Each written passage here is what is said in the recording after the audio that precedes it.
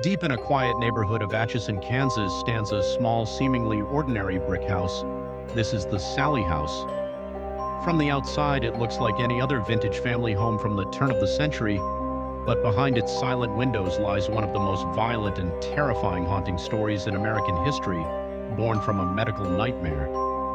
The horror began in the early 1900s when the house belonged to a local doctor.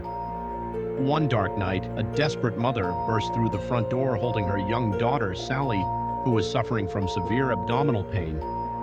The doctor quickly diagnosed her with a ruptured appendix.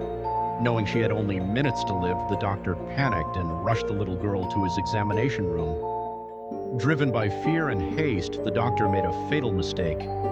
He began the agonizing surgical incision before the anesthesia had fully taken effect. Young Sallie woke up in pure horror, screaming and thrashing on the cold metal operating table. Her last moments on Earth were filled with unfathomable pain and betrayal. She died right there on the table, staring at the doctor with eyes full of terror. Decades later, a young family moved into the house, and Sallie's angry spirit finally awoke. The haunting was not peaceful. The spirit focused its rage entirely on the father of the family.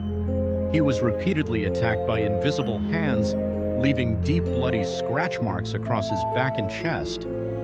Strange fires would spontaneously ignite in the rooms, and objects would fly across the kitchen, shattering against the walls. The family was forced to flee the property in terror, leaving the house empty. Today, the Sallie House is completely abandoned as a residential home. No one can live inside its walls. The property is currently owned by a local tourism group that preserves its historical and paranormal history. Because the haunting is so aggressive, the property is heavily secured and locked to the general public. However, for those who are brave enough, the house can actually be visited legally. The owners arrange special overnight paranormal investigations and short daytime tours for researchers and horror fans.